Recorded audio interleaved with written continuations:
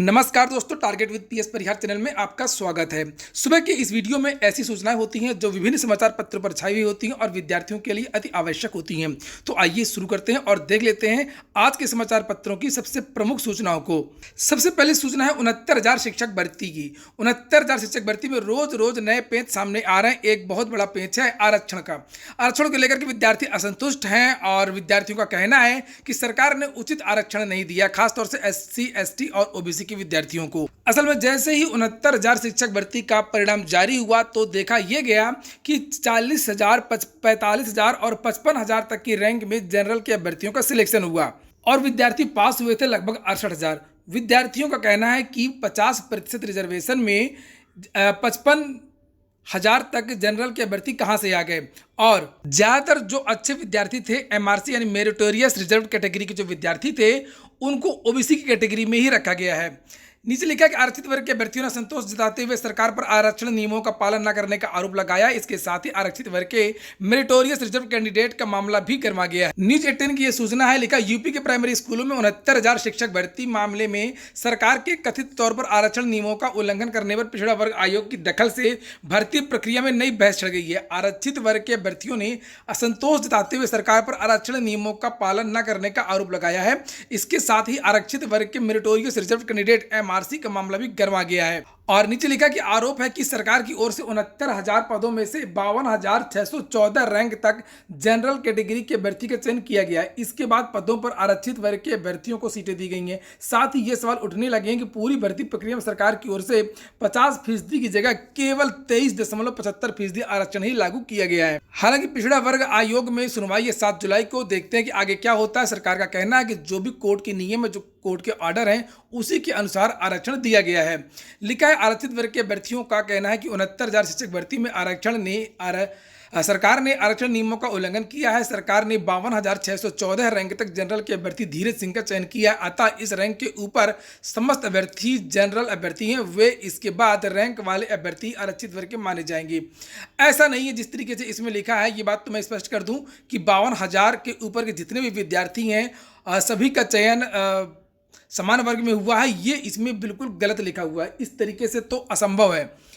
हालांकि ये बात सही है कि जो MRC का जो नियम है इसकी वजह से OBC, SC, ST जो वर्ग हैं इनका काफ़ी नुकसान हुआ है। मामला ये है कि ये विद्यार्थी सम्मान की सीटों में जा सकते थे और हो सकता है सम्मान वर्ग की सीटों में उनको मनमाफी का जिला नहीं मिलता, दूर का जिला मिलता। और जो जिला वरीयता का केस है, और चूंकि जो बेसिक शिक्षा विभाग में ये अध्यापक का पद है वो जिला कैडर का होता है।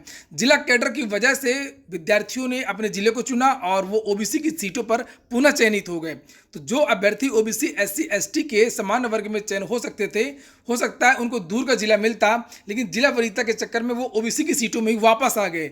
इसकी वजह से जो OBC की सीटें हैं वो ज़्यादा से ज़्यादा भर गई और जो जिनके नंबर कम थे OBC के उनका सीधे सीधा नुकसान हो गया। MRC का जो विवाद है वो लगातार बढ़ता जा रहा है। लिखा हुआ MRC के मुद्दे की बागडोर अब मुख्य याचिकाकर्ता लोहा सिंह पटेल के हाथ में। मुख्य याचिकाकर्ता लोहा सिंह की माने तो उनके द्वारा बेसिक शिक्षा विभाग के अधिकारी पर बड़े आरोप लगाते हुए कहा कि अधिकारियों ने आरक्षण नियमावली के साथ छेड़छाड़ की है। बार बार नए पैतरों से योगी सरकार को आरक्षण के प्रति गुमराह किया है और इसी का नतीजा है कि 69,000 शिक्षक भर्ती में गलत नियमावली लगा करके आरक्षित वर्ग के अभ्यर्थियों के अधिकारों को बेसिक शिक्षा विभाग के अधिकारियों ने अपनी कारगुजारियों को छुपाने के लिए अभ्यर्थियों के अधिकारों को छलने का कार्य किया है। लोहा सिंह पटेल ने बेसिक शिक्षा विभाग से वर्गवार कट ऑफ व आरक्षण नियमावली में किन नियमों के तहत आरक्षण दिया गया उसको भी सार्वजनिक करने की मांग की है। जो लिस्ट जारी हुई थी 69,000 शिक्षक भर्ती में जिला आवंटन की, उस लिस्ट में सामने ये बताना चाहिए था सरकार को कि कौन सा अभ्यर्थी OBC में चयनित हुआ, कौन सा अभ्यर्थी समान वर्ग में चयनित हुआ। इस बात को भी छुपाया गया है। इसके बाद में 69,000 शिक्षक भर्ती कुछ और भी मामले हैं जिनकी 7 जुलाई को सुनवाई होनी है। 7 जुलाई को जो सुनवाई होनी है MRC मुद्दे में आरक्षण की सुनवाई होनी है। राष्ट्रीय पिछड़ा वर्ग सुनेगा और उसके बाद में मॉडिफिकेशन एप्लीकेशन की सुनवाई होनी है। और 7 जुलाई को भ्रष्टाचार में हाईकोर्ट की नूतन ठाकुर जो अधिवक्ता है उनकी भी सुनवाई होनी है। बहुत सारे मामलों की 69,000 शिक्षक भर्ती की सुनवाई होनी है। जो भी अपडेट होगी छोटी बड़ी आपको सभी इस चैनल के माध्यम से दी जाएगी। अगली सूचना है उत्तर प्रदेश लोक सेवा आयोग की। दोस्तों आगे बढ़ने से पहले एक बात और, जो नए व्यूअर है या नए मित्र जिन्होंने इस चैनल को अभी तक सब्सक्राइब नहीं किया है तो पहले आप लोग इसे सब्सक्राइब कर लें, जिससे आप लोगों को भी इसी तरीके के अपडेट से मिलती रहें। और जो मित्र पहले ही सब्सक्राइब कर चुके हैं वो लोग इस वीडियो को लाइक जरूर कर दें। बात कर रहे थे उत्तर प्रदेश लोक सेवा आयोग की, लिखा समय से परीक्षा परिणाम भ्रष्टाचार के सुराख भी। तो मैं अपने सभी वीडियोज में अक्सर बताता रहता हूं कि उत्तर प्रदेश में जो उत्तर प्रदेश लोक सेवा आयोग है, इसके कार्यों में काफ़ी तेजी है और आए न दिन में प्रत्येक दिन कोई ना कोई नोटिस जारी होती रहती है, परिणाम भी जारी होते रहते हैं और अगर कोरोना नहीं होता तो लगभग समय से सभी परीक्षाएं भी आयोजित हो जाती हैं। लेकिन कुछ प्रश्न चिन्ह भी लग गए हैं इस आयोग में गोपनीयता को लेकर के, भ्रष्टाचार को लेकर के। लिखा समीक्षाधिकारी सहायक समीक्षाधिकारी भर्ती 2016 प्रारंभिक परीक्षा हुई, उसमें पेपर लीक का आरोप लगा। न्यायालय और जांच एजेंसियों में भर्ती फांसी रही। इस परीक्षा को उत्तर प्रदेश लोक सेवा आयोग के अध्यक्ष प्रभात कुमार ने रद्द करने का निर्णय लिया। परीक्षा की नई तारीख भी घोषित हो चुकी है। 2013 की जेई, 2013-14 की मेडिकल अफसर और शिक्षा विभाग में प्रवक्ता भर्ती 2014 के लंबित परिणाम बीते एक साल में ही बड़े पैमाने पर जारी हो गए हैं। प्रदेश की सबसे अहम भर्ती संस्थान उत्तर प्रदेश लोक सेवा आयोग की छवि एक साल में बदल गई है। भले ही कर्मचारी चयन आयोग की तरह रिजल्ट की तारीख पहले से घोषित ना हो रही हो, लेकिन परिणाम तेजी से घोषित करने का मानो अभियान छेड़ रखा है। तो अभी राजकीय इंटर कॉलेज का प्रवक्ता कल ही आया था, कल ही जारी हुआ है नागरिक शास्त्र का, तो बहुत सारे परिणाम रोज जारी हो रहे हैं। नीचे लिखा कार्यालय में प्रशासनिक व्यवस्था को चुस्त किया गया है। अभ्यर्थियों को विश्वास में लेने के लिए हर बुधवार को मिलने की परंपरा की गई है। एक साल की बड़ी उपलब्धि है। ज्ञात है कि प्रत्येक प्रदेश के तेज तर्रार प्रशासनिक अफसर डॉक्टर प्रभात कुमार 2 जुलाई 2019 को आयोग के अध्यक्ष बने थे। अहम कार्य हैं इनके, नीचे लिखा है कि पीसीएस की प्रारंभिक परीक्षा के सफल अभ्यर्थियों की संख्या को पद के सापेक्ष 18 गुना से 13 गुना किया गया और इनका कहना यह था कि कापियाँ ज़्यादा हो जाती हैं, जांचने में समस्या होती है। कम कापियाँ होंगी तो पुस्तकों का मूल्यांकन जो है वो जल्दी हो जाएगा, परिणाम जल्दी आ जाएगा। हालांकि विद्यार्थियों ने इसका विरोध किया था कि ये जो आयोग है अब मुख्य परीक्षा को कम वरीयता दे रहा है और प्रारंभिक परीक्षा को ज़्यादा वरीयता दे रहा है। अगली जो इनका मुख्य कार्य था वो था 5 विषय इन्होंने अचानक हटा दिए थे। रक्षा, जन समाज कार्य, कृषि, अभियांत्रिकी, अरबी, फारसी को समाप्त किया था। यह प्रकरण कोर्ट में लंबित भी है। इंटरव्यू 200 का हुआ करता था, 100 का कर दिया था, लेकिन इनका कहना था कि इंटरव्यू में भ्रष्टाचार होता है। और इसी तरीके से लेकर प्रारंभिक परीक्षा की उत्तर कुंजी व अंक पत्र देना भी बंद कर दिया इन्होंने।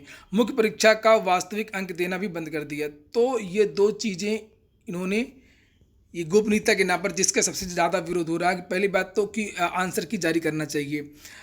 इनका कहना था कि आंसर की जारी करने से मामला कोर्ट में पहुंच जाता है, फिर परीक्षा लंबित हो जाती है, परिणाम लंबित हो जाता है। मुख्य परीक्षा का जो स्केल्ड जो नंबर है वो केवल दिए जाते हैं और वास्तविक नंबर नहीं बताए जाते हैं। ये भी गोपनीयता के नाम पर ऊपर नीचे हो जाता है, फिर मामला अविश्वसनीयता का हो जाता है। लिखा है कि आखिर अविश्वास क्यों? अहम परीक्षाओं की प्री परीक्षा की उत्तर कुंजी नहीं देने और कट ऑफ मार्क न देने आदि से अभ्यर्थियों का बड़ा वर्ग खपा है। ऐसे में उन वजहों को स्पष्ट भी नहीं किया गया कि आखिर ऐसा क्यों किया गया है। प्रतियोगी अवनीश पांडे कहते हैं कि अध्यक्ष की ओर से उठाया गया कदम परीक्षा परिणाम को जल्द लाने के लिए, तो इस बात की क्या गारंटी है कि इनके बाद आने वाला अध्यक्ष इस नियम की आड़ में भ्रष्टाचार नहीं करेगा? सवाल उठाने वालों पर आयोग मौन। यूपीपीएससी ने निर्णयों पर इन दिनों आए दिन अभ्यर्थी सवाल उठा रहे हैं और आयोग उस पर सफाई दे रहा है। इससे संदेश गलत जा रहा है। तो बहुत सारे शंका है, बहुत सारे विद्यार्थियों की समस्याएं हैं। जिस तरीके से एलटी ग्रेड के बारे में पूरी तरीके से आयोग मौन है, पूरी तरीके से 2 विषयों का जो परिणाम है वो रोक दिया गया है। विद्यार्थी जिनका परिणाम जारी हो चुका है उनकी नियुक्तियां नहीं हो रही, ये लोक सेवा आयोग पर सबसे बड़ा आरोप है। और दूसरी बात यह है कि अभी जो हाल ही में पीसीएस का परिणाम जारी हुआ है उसमें स्केलिंग को हटा देना, इसका भी बहुत ज़्यादा विरोध हो रहा है। और जो 13 गुना कर दिया गया 18 गुना की जगह प्रारंभिक परीक्षा में आंसर की जारी ना होना, ये चीज़ें गलत हैं। और एक बात और बता दूं, मैंने कल एक वीडियो बनाया था खंड शिक्षा अधिकारी के बारे में। तो खंड शिक्षा अधिकारी की जो परीक्षा है, लोक सेवा आयोग की पूरी कोशिश है कि ये परीक्षा 16 अगस्त को हो जाए, जिस तारीख को कैलेंडर में जो तारीख घोषित की गई है। और लोक सेवा आयोग के तेवर देख के तो यही लगता है कि परीक्षा 16 अगस्त को हो जाएगी। हालांकि कोरोना का संक्रमण रोज रिकॉर्ड तोड़ रहा है और अगर स्थितियां स्थिर रहीं, सामान्य रहीं तो परीक्षा होगी, और अगर और ज़्यादा स्थितियां बिगड़ती हैं तो परीक्षा स्थगित हो सकती है। बहुत सारे विद्यार्थी ये पूछ रहे थे कि खंड शिक्षा अधिकारी में सर कब तक का करंट अफेयर्स पढ़ें, तो मुझे नहीं लगता है, और जो जानकारी मिल रही है कि नया पेपर बना होगा। तो करंट अफेयर आप लोग फरवरी 2019 से फरवरी 2020 तक का पढ़ सकते हैं, पिछले 1 साल का। और 22 मार्च को चूंकि पिछली बार ये परीक्षा आयोजित होनी थी और ऐसा लगता है कि पेपर तभी बन गया होगा। लॉकडाउन के समय सब कुछ बंद रहा होगा तो इतनी जल्दी पेपर कैसे बन सकता है। पढ़ाई तो करते रहें, ज्ञान कभी खराब नहीं जाता है। और करंट अफेयर तो आप अभी तक का भी पढ़ सकते हैं, रिस्क लेने की ज़रूरत नहीं है। लेकिन ज़्यादा जोर की अगर बात है तो ज़्यादा जोर मैं दूंगा आप लोगों से कि फरवरी 2019 से लेकर के फरवरी 2020 तक का जो करंट अफेयर उस पर ज़्यादा जोर दीजिए। हालांकि खंड शिक्षा अधिकारी के बारे में मैं पूरे टेस्ट सीरीज और mock test target with PS Parihar app पर भी उपलब्ध है, वहां पर भी जाकर के आप देख सकते हैं। अगली सूचना है डीएलएड प्रवेश की। बहुत सारे विद्यार्थी पूछ रहे थे कि सर डीएलएड में आवेदन कब से लिए जाएंगे। तो आवेदन तो इसके लिए जाने थे, लेकिन इंतजार है जब तक ग्रेजुएशन बीए बीएससी बीटेक इत्यादि का रिजल्ट नहीं आ जाता है तब डीएलएड का प्रवेश कैसे होगा। तो केवल इसी का इंतजार किया जा रहा है ताकि ग्रेजुएशन में जो विद्यार्थी है उनका परिणाम आ जाए, वैसे ही डीएलएड में जो प्रवेश है वो शुरू हो जाएंगे। लिखा है प्राथमिक स्कूलों में शिक्षक बनने का प्रशिक्षण कार्य पाठ्यक्रम डीएलएड 2020 को डिग्री कक्षाओं के परिणाम का इंतजार है। पहले परीक्षाओं को लेकर के असमंजस रहा और अब छात्र छात्राओं को प्रमोट करने की तैयारी है। परीक्षा नियामक प्राधिकारी कार्यालय का मानना है कि डिग्री कक्षाओं का परिणाम आने के बाद ही प्रवेश प्रक्रिया शुरू करना ठीक रहेगा। अगली सूचना, कल से खुलेंगे माध्यमिक विद्यालय। उत्तर प्रदेश सरकार ने सभी शिक्षा बोर्ड के माध्यमिक विद्यालयों में ऑनलाइन शिक्षण और नए सत्र के प्रवेश के लिए प्रधानाचार्यों, शिक्षकों और शिक्षणेतर कर्मियों को 6 जुलाई से बुलाने की अनुमति दे दी है। विद्यालयों में स्टॉल लगाकर किताबों की उपलब्धता सुनिश्चित की जाएगी। इसके अलावा फीस न देने वाले सामर्थ्यवान अभिभावकों से प्राथमिकता के आधार पर फीस वसूली की जाएगी। आर्थिक कठिनाइयों के कारण असमर्थ अभिभावकों के प्रार्थना पत्र देने पर उनसे किस्तों में फीस वसूली जाएगी। अगली सूचना, उत्तर प्रदेश लोक सेवा आयोग से एक भर्ती आई थी सहायक सांख्यिकी अधिकारी एएसओ की, और उसकी जो लास्ट डेट है 13 जुलाई। जिन विद्यार्थियों ने अभी तक आवेदन ना किया हो तो इसके लिए अभी भी आवेदन कर सकते हैं। अगली सूचना है पीसीएस 2018 का इंटरव्यू 13 जुलाई से होगा। इसके बारे में भी नोटिस जारी कर दी गई है और विद्यार्थियों को उम्मीद है कि पीसीएस 2018 का जो अंतिम परिणाम है वो 25 अगस्त से पहले आ सकता है, क्योंकि 25 अगस्त से पीसीएस 2019 की परीक्षा प्रस्तावित है। ये देखिए लिखा है कि 25 अगस्त से पहले अंतिम परिणाम आने की उम्मीद है। 25 अगस्त से पीसीएस 2019 की जो मुख्य परीक्षा वो प्रस्तावित है। इसलिए अगर परिणाम आ जाता है तो जिन विद्यार्थियों को चयन हो जाएगा पीसीएस 2018 में तो वो 2019 की परीक्षा में नहीं बैठेंगे। हालांकि ऐसा होता नहीं है, विद्यार्थी रैंक सुधार के लिए परीक्षा में बैठते रहते हैं। अगली सूचना, पॉलिटेक्निक प्रवेश परीक्षा की। पॉलिटेक्निक प्रवेश परीक्षा भी स्थगित हो गई है। ये 19 और 25 जुलाई को ये परीक्षा होनी थी। अब ऐसी चर्चा है कि अब सितंबर के महीने में, ये देखिए यहाँ पर लिखा हुआ सितंबर के महीने में पॉलिटेक्निक की प्रवेश परीक्षा हो सकती है। तारीख अभी घोषित नहीं की गई है। एक और सूचना, आईईआरटी प्रवेश परीक्षा जो इलाहाबाद में है, पॉलिटेक्निक संस्थान डिप्लोमा, उसकी जो परीक्षा है अब 27 अगस्त को होगी। आईईआरटी में डिप्लोमा इंजीनियरिंग प्रवेश के लिए आवेदन की तिथि एक बार फिर से 30 जुलाई तक बढ़ा दी गई है। जिन विद्यार्थियों ने अभी भी आवेदन ना किया हो 30 जुलाई तक इसके लिए आवेदन कर सकते हैं। आवेदन की जो प्रक्रिया वो 12 फरवरी से चल रही है।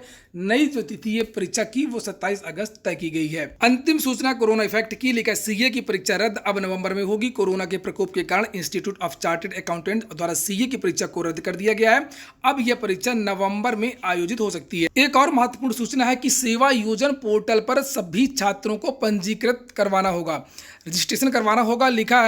लिखा हुआ विभिन्न शैक्षणिक संस्थानों में पढ़ने वाले छात्र छात्राएं आईटीआई कौशल विकास के उत्तीर्ण छात्र छात्राओं का सेवा योजना के पोर्टल पर रजिस्ट्रेशन अनिवार्य रूप से कराया जाएगा। विकास भवन में शनिवार को आयोजित उत्तर प्रदेश श्रमिक एवं कामगार आयोग की जिला स्तरीय बैठक में सीडीओ मनीष बंसल ने निर्देश दिए हैं। उन्होंने कहा है कि प्रवासी श्रमिकों कामगारों को विभिन्न विभाग में रोजगार परक और स्वतः रोजगार की योजनाओं से जोड़ा जाएगा। तो अब इन सभी विद्यार्थियों को सेवा योजन में रजिस्ट्रेशन करवाना होगा। तो ठीक है दोस्तों, ये हो गया आज का वीडियो। अगर आपको अच्छा लगा हो तो वीडियो को लाइक कर दे। जिन मित्रों ने चैनल को सब्सक्राइब ना किया सब्सक्राइब कर लें। पूरा वीडियो सुनने के लिए बहुत बहुत धन्यवाद।